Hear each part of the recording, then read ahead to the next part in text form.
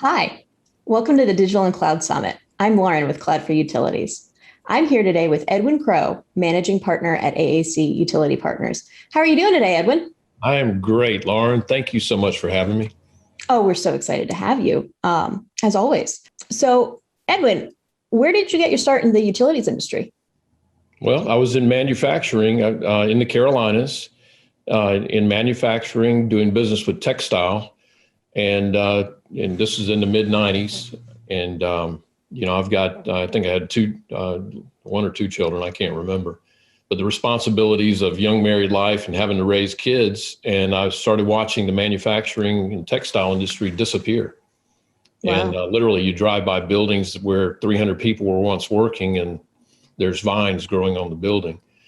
And so I looked at industries, and the decision was either telecommunications or technology.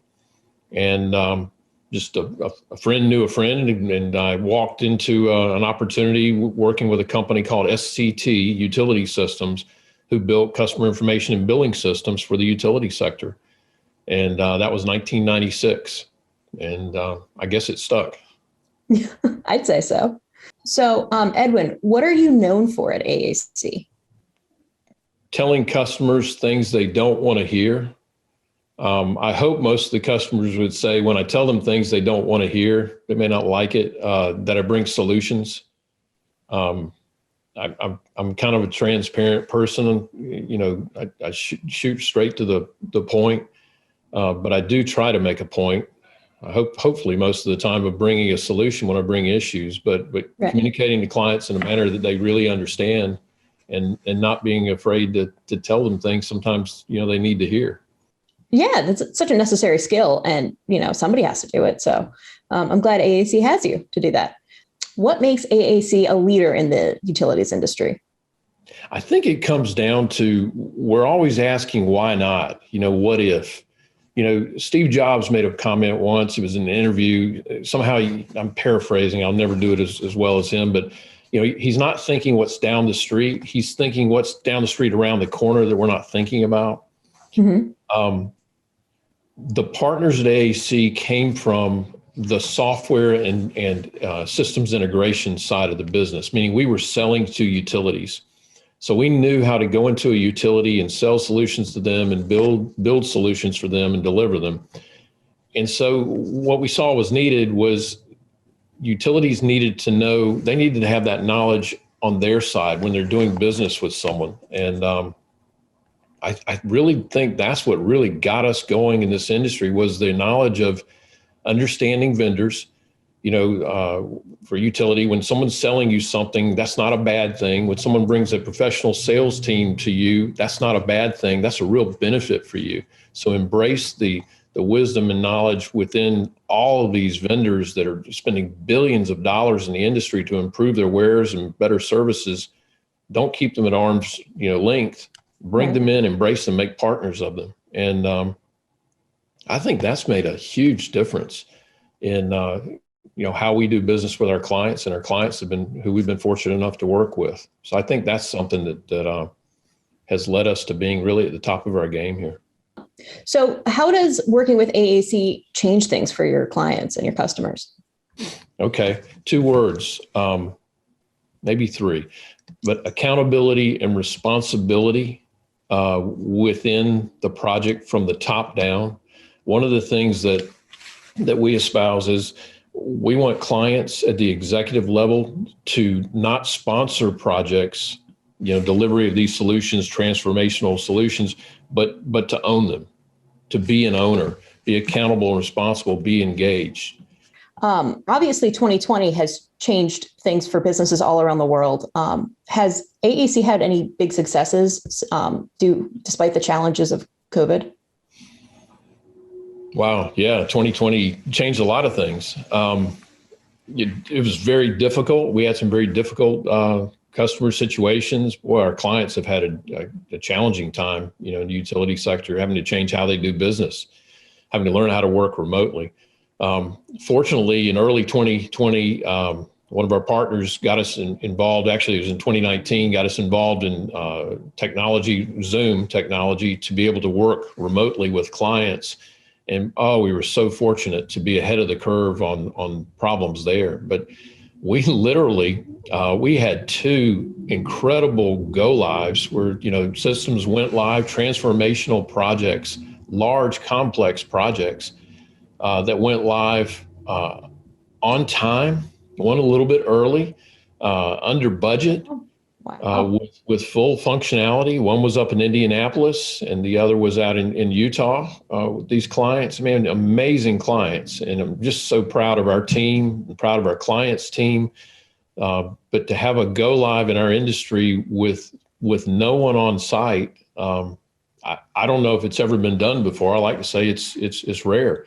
One was an implementation of Oracle's C2M solution, which is a highly complex solution. And this is in a large utility, very complex, and literally was under budget, more than 10% under budget. And literally it was either a day or 2 days early. Wow. And so 2020 has been a real interesting year. A lot of thinking is going on in the industry. A lot of utilities are looking, well, with all this going on, what do we do next? We've seen utilities, in my opinion, have really gone back to, what's our core competency? What's our mission statement? We need to really focus on being customer centric. And I think that plays into where, fortunately, we are. We bring special skills to a client to help them with areas that involve technology. Transformational projects. How do we transform the utility? How do we help transform a utility from where they are today to where they want to be, 5 years from now or 2 years from now? And with 2020, I think people became a little more introspective. So when I say utilities went to their core competency and their mission statement, it's to deliver a commodity safely and reliably and affordably to their customers, whether it be water, gas, electric, or any other service.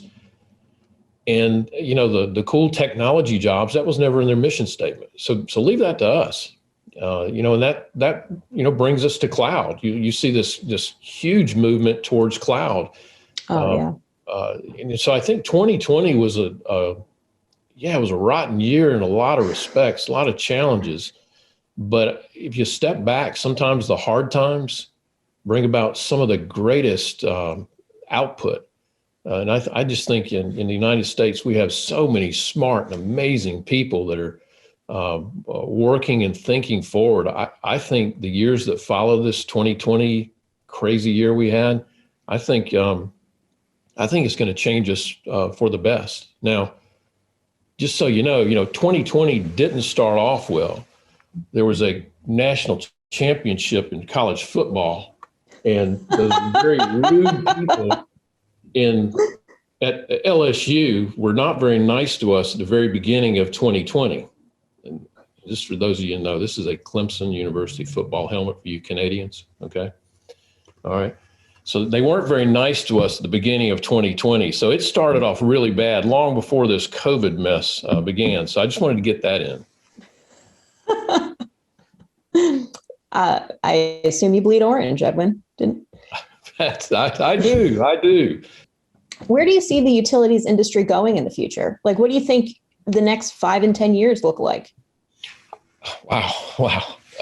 Well, there's a lot to unpack. Obviously, there's discussions on renewables. I'm not an engineer, so I'm not an expert in that area.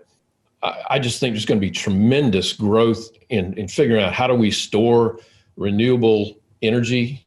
In other words, where there's wind or solar, how do you store that? Is it batteries? I don't know. Is there going to be growth in hydrogen, where there's no carbon emissions? I think there'll be movement there.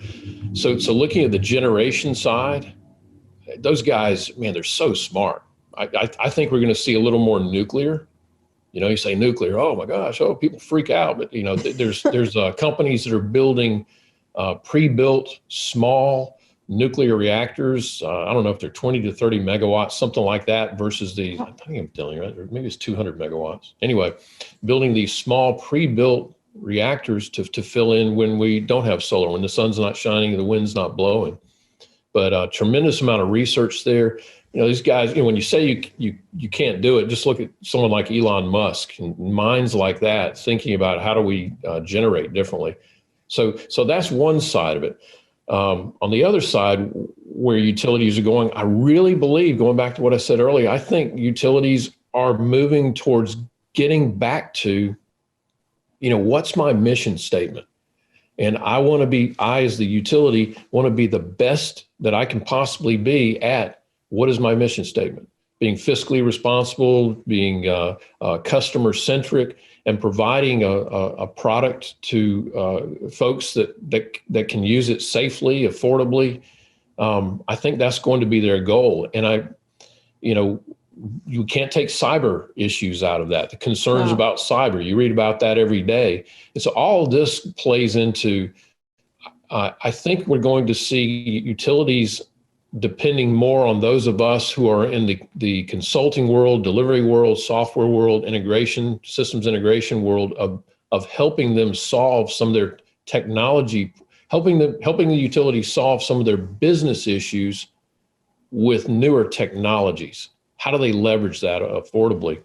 And I truly believe, I could be wrong on this, but I truly believe that the cloud is going to be something that we see more and more and more over the next 5 to 10 years, meaning utilities are going to move some of their mission critical solutions into the cloud so they don't have to specialize in cybersecurity. They don't have to specialize in finding resources to support these solutions. So I mean, that's a long answer for where I think the utility industry is going, but I know those are pinch points or pain points today, just from the conversations I have. AAC's utility clients talk about their projects being transformational for their organization. What is it that makes AAC's projects so different? Probably just a couple of specific things. The way we approach the project, or maybe it's the way we approach the client. When you're focused on making yourself successful or thrive, you sometimes lose sight of what's going to help the organization, what's going to help someone else be successful. And I know there's all kinds of philosophies that are tied to that, but I think that's a philosophy that runs through AAC is, let's not approach this of, hey, Mr. Executive, what's good for you personally? AAC, what's good for you personally? No, let's stop and let's see what's good for the individuals on these projects that we work on, what's good for the group as a whole, for the company as a whole, for your customer base as a whole. So focusing there.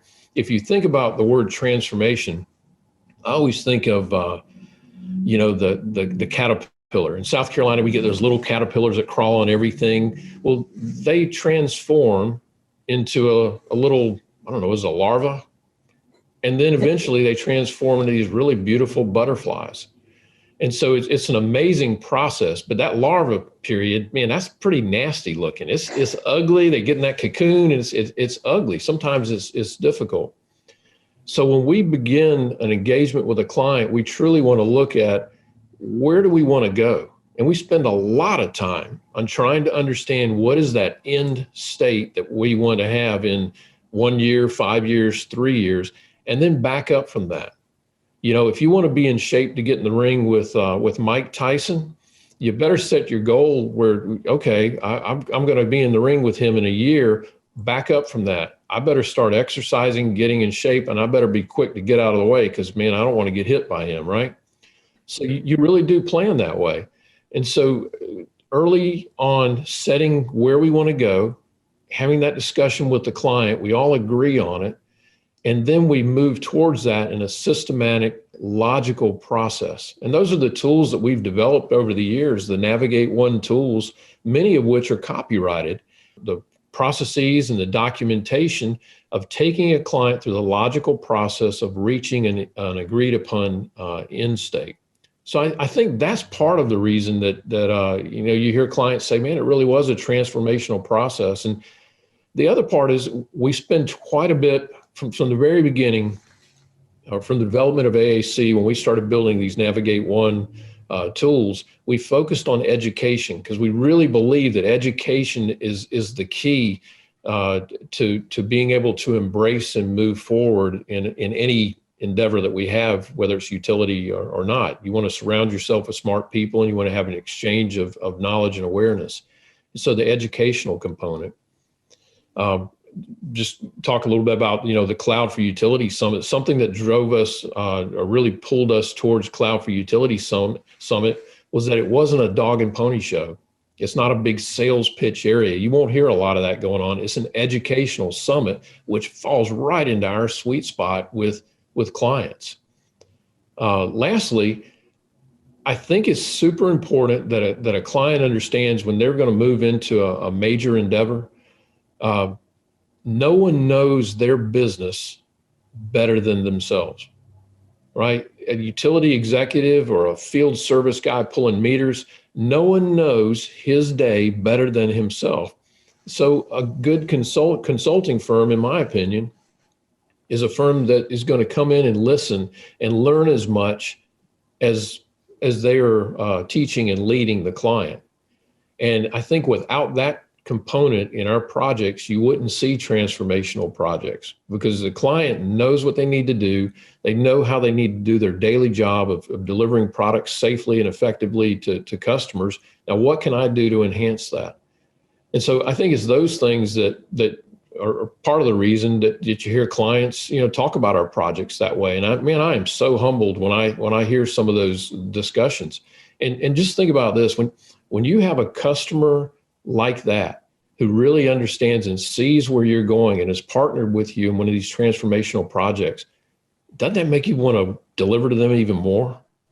So you're creating an environment of, man, I don't want to let somebody down. So, I think that's why you hear, why we're fortunate enough to have great clients that talk about these changes. Wow. Thank you so much for your time, Edwin. Lauren, thank you so much for having me. It's always a pleasure talking with you. All right. We'll talk soon. Thank you.